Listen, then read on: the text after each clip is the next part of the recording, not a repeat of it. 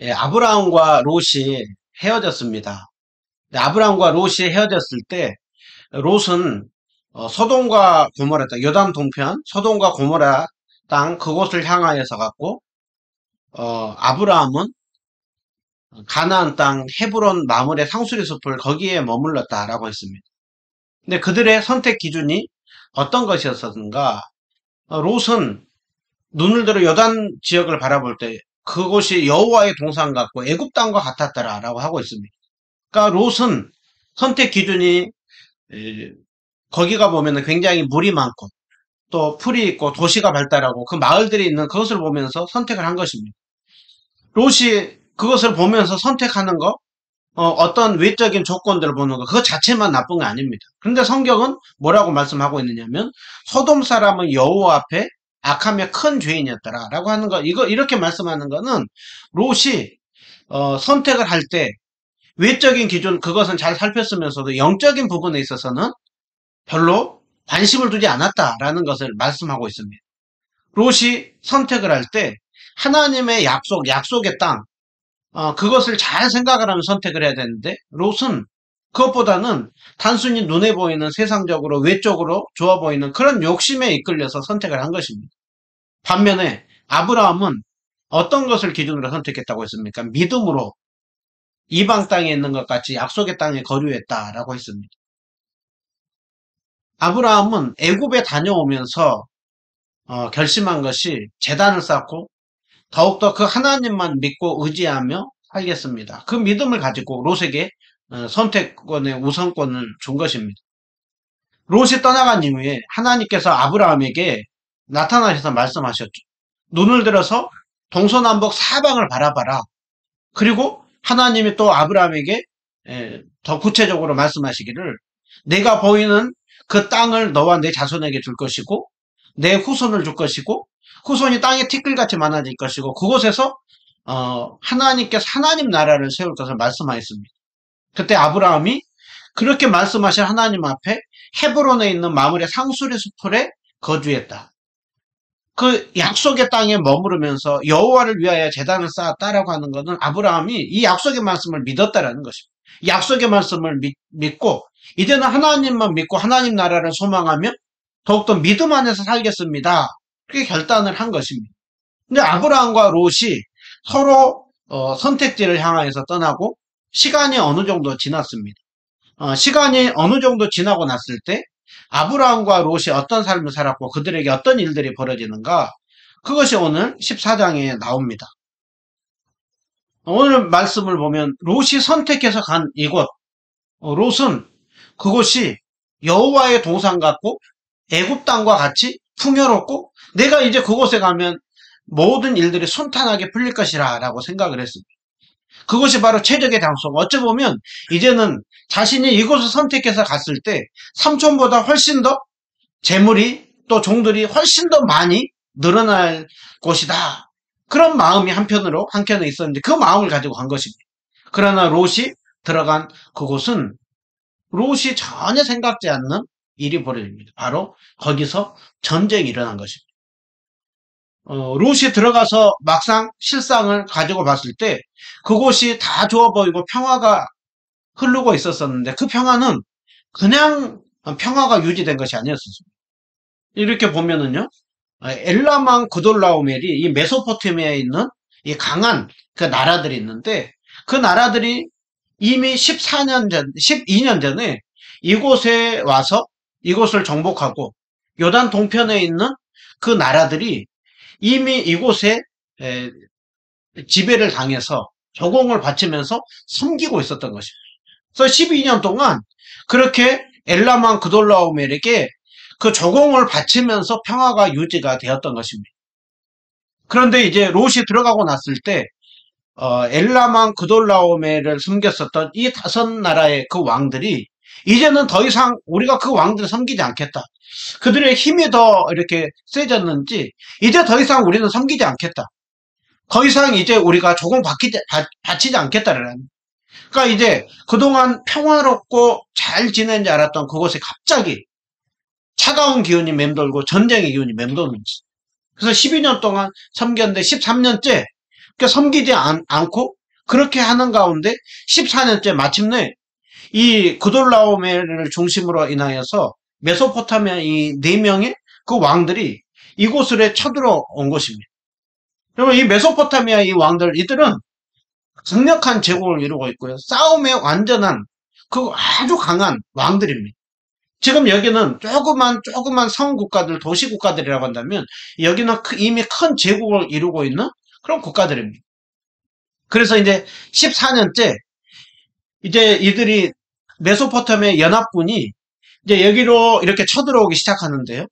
얼마나 무섭게 쳐들어오는지 이렇게 보면은 위에서부터 싹 쓸고 내려옵니다. 여기에서 이제 그 르바 족속을 치고 내려오고 함에서 수수 족속을 치고 내려오고 그 아래로 내려오면서 사레 기랴다임에서 M 족속을 치고 내려오고 그 세일산에서 호리 족속을 친 다음에 엘바란이 아래까지 왔다가 쭉 아말렉 족속 또 아모리 족속까지 쭉 친 거예요. 그러니까 이미 5나라가 모여있는 그 지역 주변 나라들을 다 순식간에 확 치고 올라온 것입니다. 그러고 했을 때 이 5나라의 그 왕들은 어떻게 보면 그래도 한편으로 희망을 걸어보는 것입니다. 왜 희망을 걸어보느냐면 이들이 힘이 강하고 세지만 거기에는 이들이 다 그 앞에 어떤 지형적으로 거기에 이 역청구덩이가 있었어요. 지금도 보면은 그 중동에 기름이 많이 나죠. 기름이 많이 나는 것처럼 곳곳에 역청구덩이가 있는 거예요. 그래서 아무리 강하고 힘이 세더라도 이 역청구덩이에 빠지면 우리가 한번 해볼 만하다.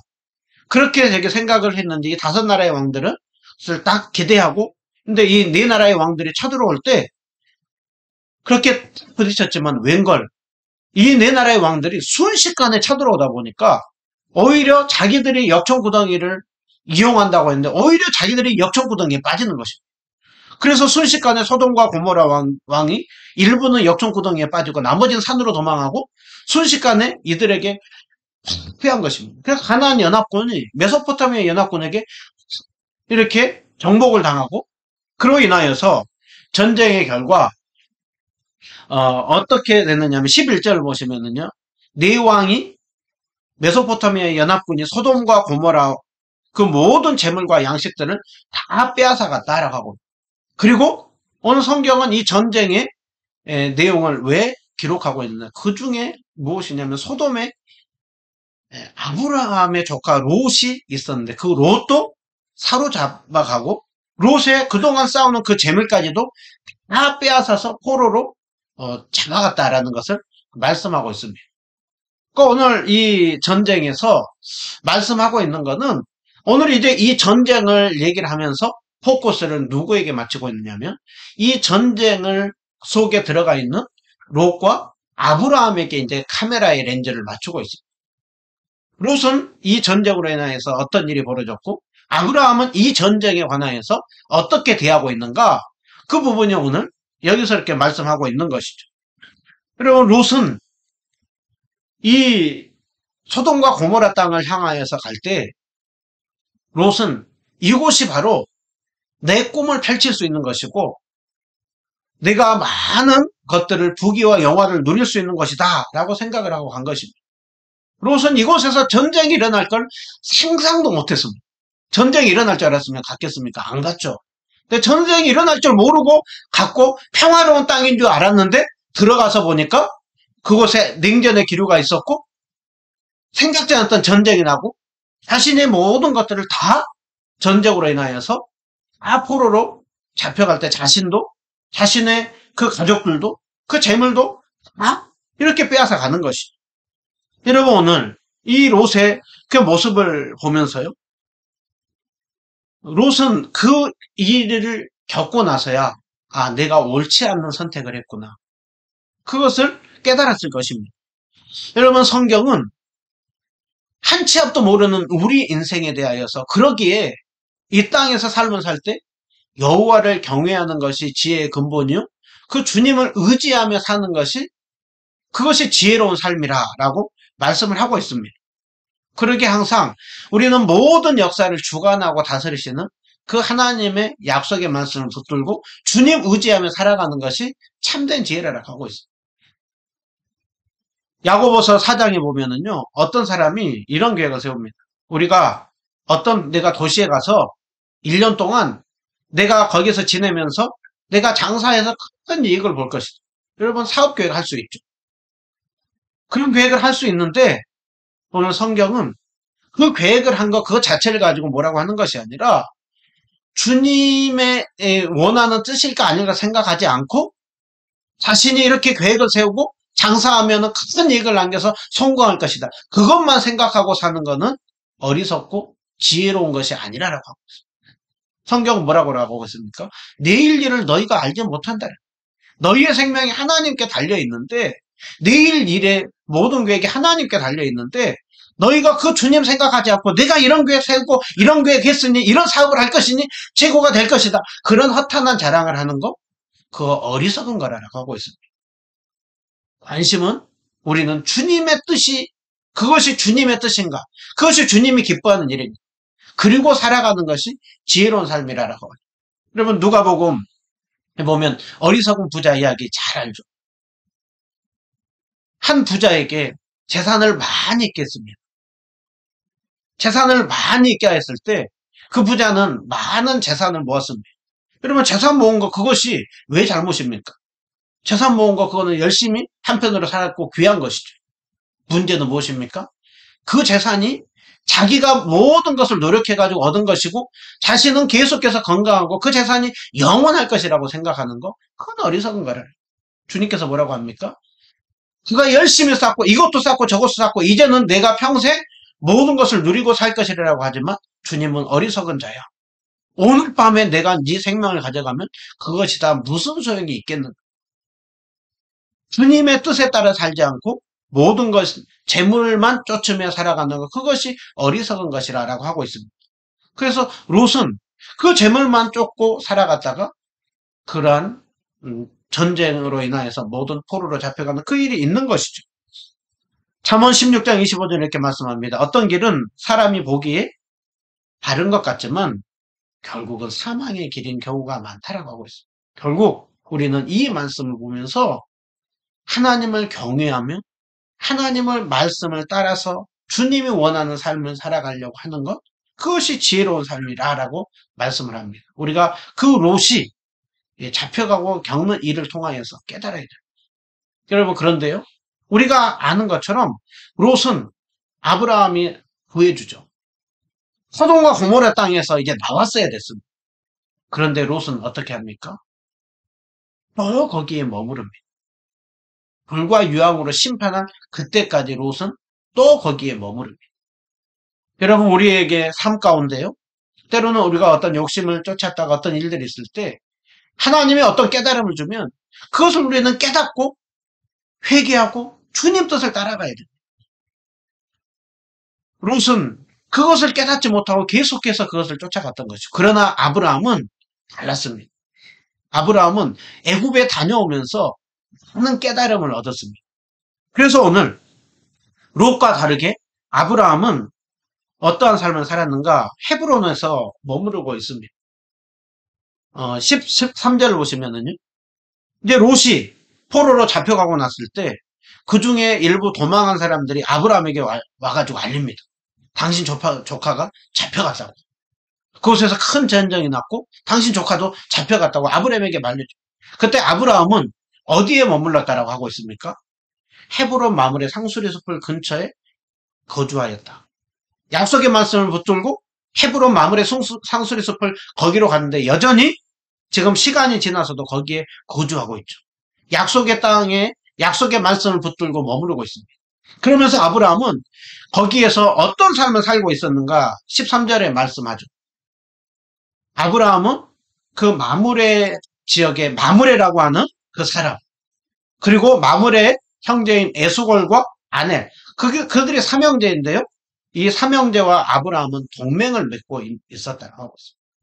함께 그 삼형제와 그곳에서 같이 머무르면서 서로 각자의 영역에서 서로 열심히 살아가는 것입니다. 그들은 그들 방식대로 열심히 삶을 살아가며 꾸려가고 있고, 아브라함은 그들과 동맹하면서도 아브라함은 하나님 나라를 그렇게 생각하면서 살아가고 있는 것입니다. 뿐만이 아니라 아브라함은 그 주변 사람들과 관계를 잘 맺어갈 뿐만이 아니라 아브라함은 집에서 뭐라고 했었다라고 하고 있습니까? 집에서 태어나서 훈련한 318명의 그 아브라함의 그 부족, 재산을 지켜줄 318명의 사람들을 훈련시키고 있었다라고 하고 있습니다. 그러니까 아브라함은 사람을 키워내는 일이었어요. 그래서 아브라함에게 어떤 삶을 살았는지 13절, 14절은 한편으로는 그 이웃과는 계속해서 관계를 맺으면서 서로 동맹을 잘 맺어가는 그 삶을 살고 있었고, 그리고 한편으로는 그 집안에서 계속해서 사람을 키워내는 일을 하고 있었다는 것이죠. 아브라함이 왜 이런 삶을 살았습니까? 아브라함은 하나님의 약속의 말씀을 붙들고 하나님 나라를 세워가는 그 일을 하고 있는 걸 말씀하죠. 여러분, 우리가 농부가 농사를 지을 때 열심히 뿌리고 심고 그 다음에 열심히 그렇게 할 때에는 수확을 확실히 거둔다는 것을 알 때 농부는 뿌리고 열심히 농사를 짓는 것이죠. 그러면 아브라함이 그 이웃과 관계를 잘 맺고 그 다음에 계속해서 훈련된 사람들을 키워내고 그렇게 한 거는, 아브라함은 자신을 통하여서 하나님께서 계속해서 하나님 나라를 키워가고 이 땅을 주시고 이 땅 속에서 하나님이 역사하실 것을 믿기 때문에 아브라함은 그곳에서 자신의 현재 주어진 상황 속에서 열심히 삶을 살아가고 있는 것입니다. 여러분, 이것이 굉장히 중요하죠. 아브라함은 하나님을 믿는 믿음이 늘 예배하고 기도하고 그것만 한 것이 아니라, 아브라함은 하나님의 약속의 말씀을 믿고 예배하고 섬겼다고 한다면 이웃과 관계를 맺고 사람을 키우고 하면서 계속해서 하나님 나라를 세워가고 있는 일을 하고 있는 것입니다. 그때 롯이 사로잡혔다라는 얘기를 들었을 때 이제 아브라함은 아주 중요한 결정을 할 때가 남았죠.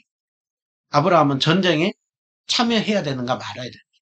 가서 롯을 구해해 와야 되는가 말아야 됩니다. 여러분 같으면 어떻게 하겠습니까? 전쟁에 참여하겠습니까? 롯을 구하러 가겠습니까? 근데 아브라함은 318명을 데리고 그리고 함께 동맹한 사람들과 단까지 쫓아가서, 여기서 아브라함이 있는 헤브론에서 단까지는 직선거리로도 한 240km 정도, 하루에 40km씩 가더라도 한 일주일 정도 가야 되는 먼 거리입니다.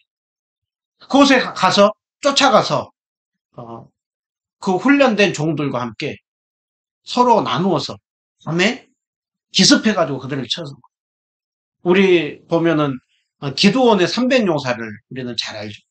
기드온의 300용사가 100명씩 나누어서 밤에 항아리를 항아리 횃불을 가지고 여기저기서 이렇게 치기 시작했을 때 하나님께서 정말 그 밤에 함께함으로 자기들끼리 이렇게 했다가 자멸한 그 일.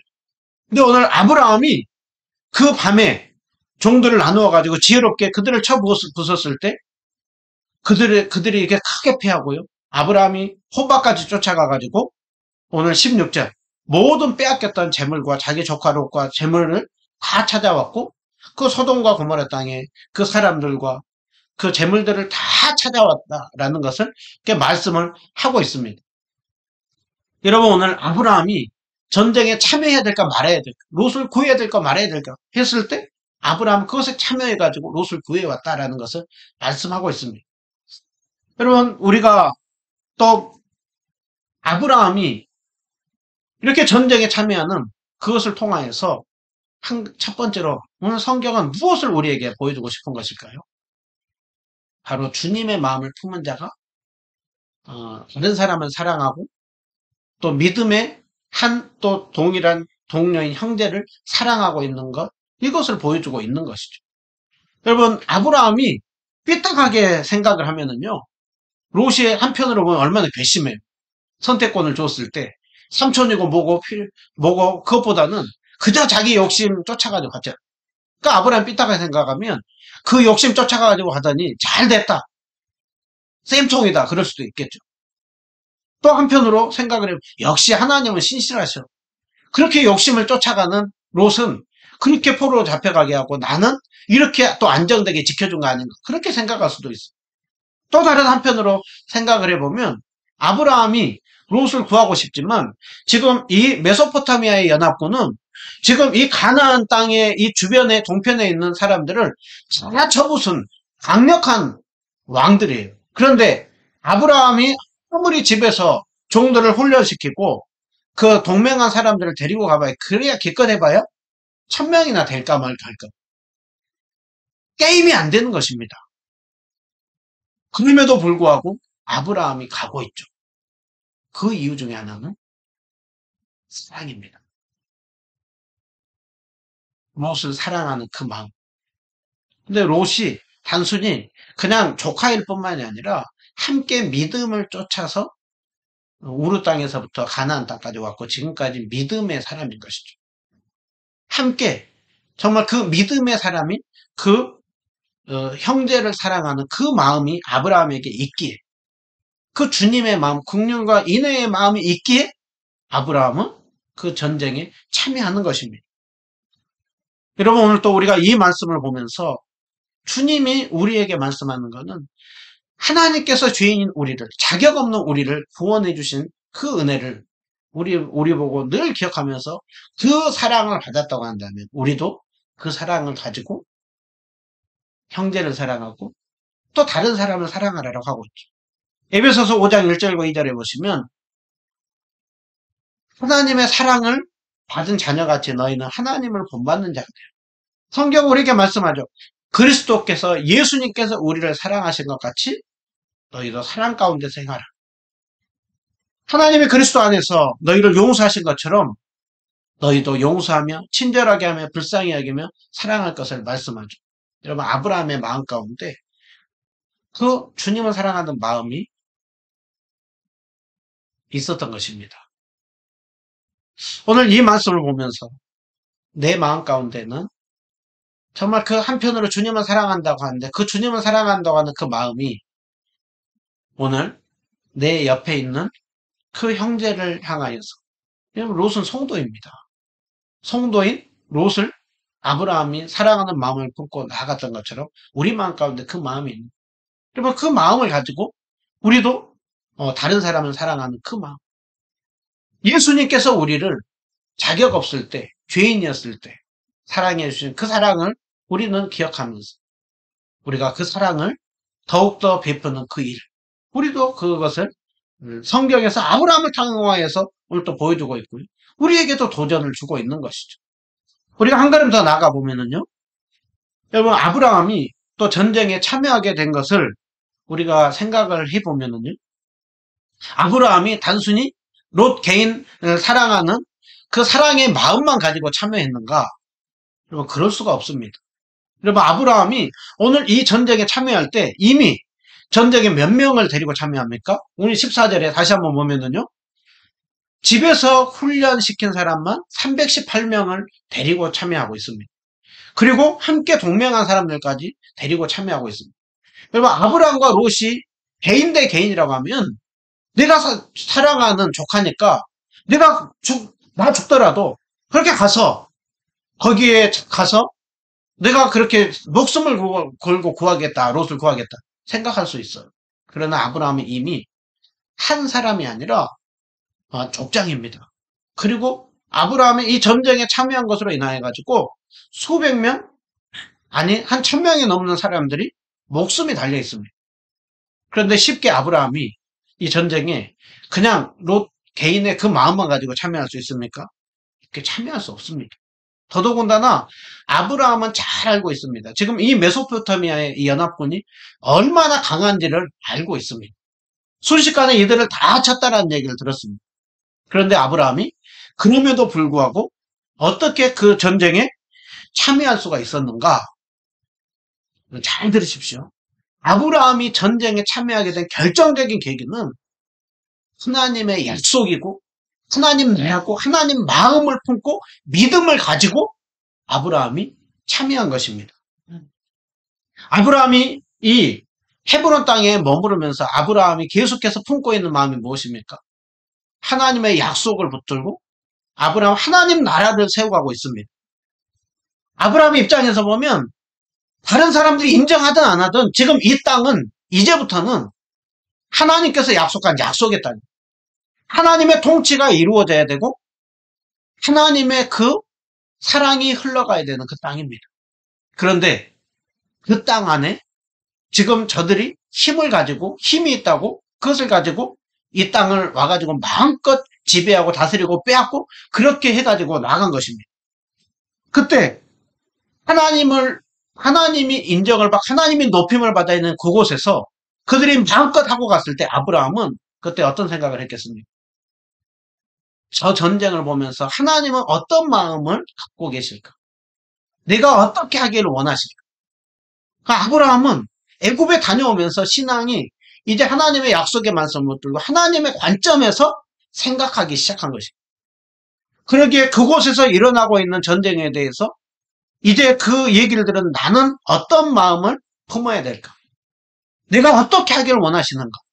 아브라함은 생각하는 것이죠. 그리고 그 어떻게 하는 것이 하나님 나라와 영광을 위한 것일까? 아브라함은 생각한 것이죠.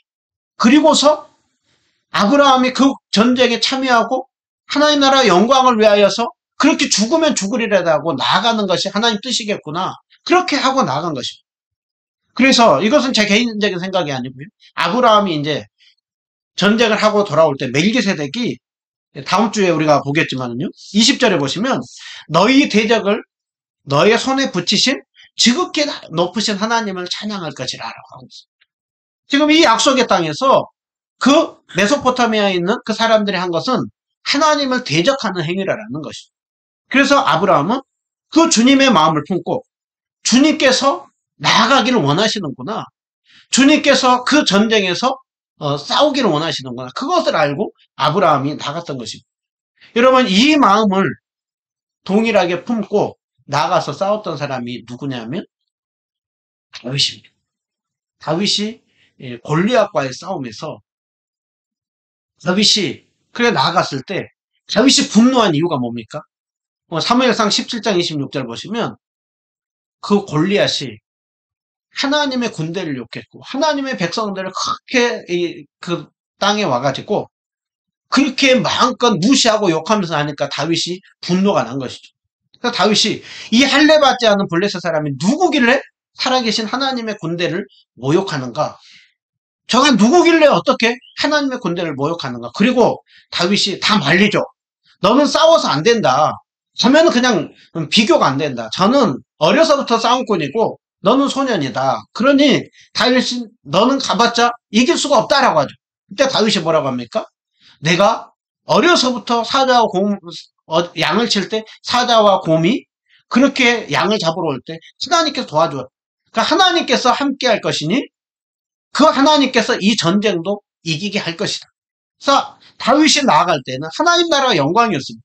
그래서 다윗은 우리가 너무나도 잘 아는 것처럼 너는 칼과 창과 단창으로 오지만 나는 만군의 여호와의 이름으로 나아간다 라고 하죠. 그런데 다윗이요? 그러면서 이때 귀한 고백을 합니다. 다윗이 나가면서 오늘 여호와께서 너를 내 손에 넘길 것인데 내가 너를 쳐서 다윗이 이김으로 어떻게 하겠다라고 하고 있습니까? 온 땅으로 이스라엘의 하나님이 계신 줄 알게 할 것이다. 여호와께서 구원할 것이고 전쟁이 하나님께 속한 것인 줄 알게 할 것이다. 여러분 다윗이요?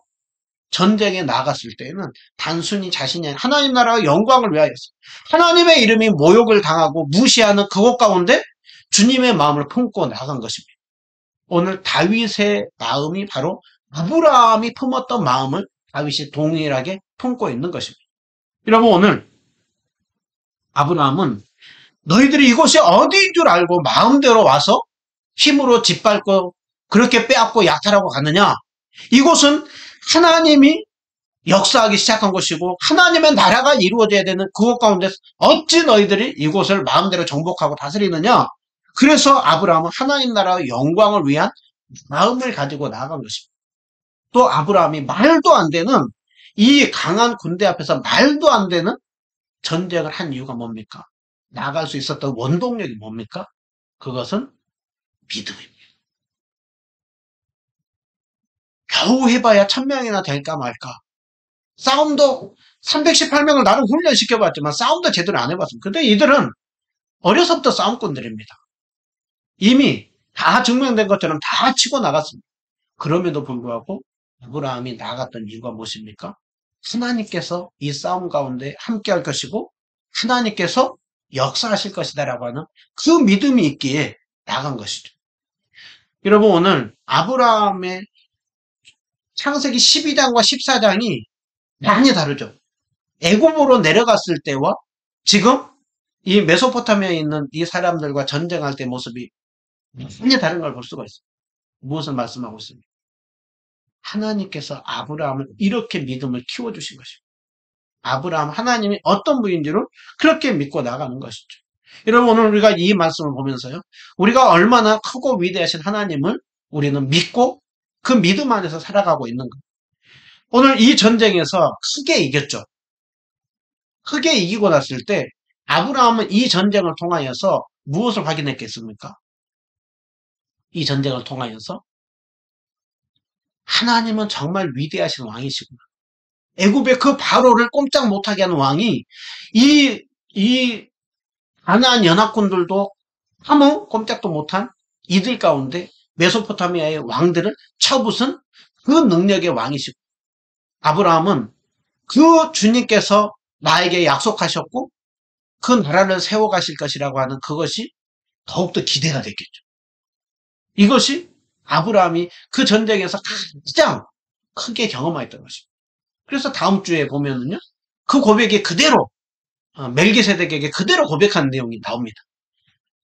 여러분 오늘 하나님께서 이 전쟁을 통하여서 말씀하는 거는요, 그래 내가 너를 통하여서 이제 일하기 시작했고 너를 통하여서 세워가겠다고 한 나라는 강대한 나라. 이제 그것을 통하여서 하나님의 나라가 더욱더 크게 확장될 것을 이 전쟁을 통하여서 아브라함에게 더욱더 확신을 주고 있는 것입니다. 여러분 오늘 결국 하나님께서는 아브라함에게 약속하셨고 약속을 붙들고 주님 나라의 영광을 위해 살아가는 자에게 승리를 맛보게 한 것입니다. 이 전쟁에서 가장 놀라운 것은 아브라함의 믿음이었습니다. 여러분 오늘 우리는 이 말씀을 보면서 아브라함과 함께 하시며 메소포타미아의 그 연합군을 쳐부순 왕이 우리 하나님이십니다. 그 주님께서 아브라함과 약속한 것을 그대로 구약 내내 실현하셨죠. 그리고 예수 그리스도를 통하여서 그 약속을 더욱더 성취하셨고 그리고 주님께서 이제 그 영광 가운데 새하늘과 새 땅의 약속을 우리에게 주고 있습니다. 여러분 오늘 또 우리가 그러기에 큰 그림 속에서 일하시는 하나님을 바라볼 줄 알아야 합니다. 여러분 우리가 정말 이 시대를 바라보면 종종 낙심할 수가 있습니다. 그러나 그때마다 우리는요 더욱더 큰 그림 속에서 일하신 하나님을 우리는 볼 줄 알아야 됩니다. 마지막으로 제가 예화 하나 들고 마치는데요. 일본에서 몇 년 전에 캠페인이 있었는데요. 수업 시간에 아이들에게 너희들이 이렇게 도화지를 주고 아이들에게 너희들이 그리고 싶은 그림 그려봐라. 그러니까 아이들이 다양한 뭐 토끼도 그리고 장수풍뎅이도 그리고 여러 가지 그림을 그리고 알록달록하게 색칠을 하는 거. 근데 어떤 아이는 계속해서 이 흰 도화지에 까만색을 칠합니다. 계속해서 까만색을 칠해요. 수십 장, 수백 장 계속 까만색을 칠해요. 그러니까 주위에서 이제 선생님이 우려하기 시작합니다. 그리고서는 안 되겠다 싶어가지고 이 아이에게 이제 병원에 이렇게 이 아이에게 상담을 받는데요. 계속해서 병원에서도 까만색으로 칠합니다. 그러니까 이제 주위에서 이 아이를 너무 심각하게 보는 거예요. 야, 큰일 났다. 어떻게 된 게 이 아이가 이 도화지를 주면 다 까만색으로 칠한가? 얘한테 정말 이렇게 문제가 있는 거 아닌가? 그런데 간호사가 나중에 보고 놀라운 것을 보여줍니다. 이 아이가 그린 그림을 쫙 수백 장을 이렇게 넓은 곳에 붙여봤더니요. 이 아이는 뭘 그리고 있었냐면 큰 고래 그림을 그렸어요. 큰 고래 그림을 이 아이는 그렇게 까만색으로 칠하고 수백 장을 붙여봤더니 이 아이는 큰 고래 그림을 그린 것입니다. 그러면서 그 광고 캠페인 거기에서 보여주고 있는 것이 뭐냐면 아이들의 고정관념을 어른의 고정관념을 가지고 아이들을 보면 안 된다. 그래서 아이들의 상상력, 아이들의 그것을 마음껏 펼쳐주기 위해서는 어른들의 상상력이 필요하다고. 실제로 이제 제가 동영상 광고를 보면서 했거든요. 여러분, 우리 기준에서 보면 큰 그림 속에서 일하신 하나님이 아니라 이 하나의 조각만 보고 생각할 수가 있어요. 한국 땅 안에 정말 하나님의 역사가 일어났다가 지금은 점점 쇠퇴기로 가는 것들을 보면서 하나님의 역사가 도대체 어디가 있는가? 하나님이 일하고 계신가? 우리에게 관심이 있는가? 그런데 하나님은 관심이 있습니다. 조선 땅에서, 한국 땅에서 그렇게 일하셨다고 한다면요. 지금은 더 넓게 보면 저 선교지 땅에서 하나님은 지금도 여전히 일하고 계십니다. 제가 후원하고 있는 그 선교사님이요. 미얀마에서 지금 보내온 편지를 볼 때마다 하나님은 정말 그 땅에서 일하고 계시는구나. 그런 것들을 이렇게 보게 됩니다. 여러분, 큰 그림 속에서 일하시는 하나님은 여전히 지금도 살아계시고 여전히 믿음의 사람들을 찾습니다. 아브라함이 그 헤브론에서 주님 약속 말씀을 붙들고 충실하게 있다가 때가 되었을 때 하나님의 마음을 품고 나갔던 것처럼 오늘 또 주님은 우리가 삶에 있는 현장 속에서 하나님의 마음을 품고 하나님 나라의 영광을 위하여서 살아갈 때 주님께서 일하십니다. 아브라함이 그 약속의 땅에서 있다가 때가 되었을 때 결정적으로 쓰임 받았던 것처럼 우리가 주님 말씀 따라서 살아갈 때 하나님이 결정적일 때 쓸 때가 옵니다. 그러기에 오늘 또 우리는 그 신실하신 주님을 믿고 믿음 안에서 충실하게 살아가다 주님 앞에 귀하게 쓰임받는 우리 모두가 다 되시기를 주님의 이름으로 축원드립니다. 기도하겠습니다.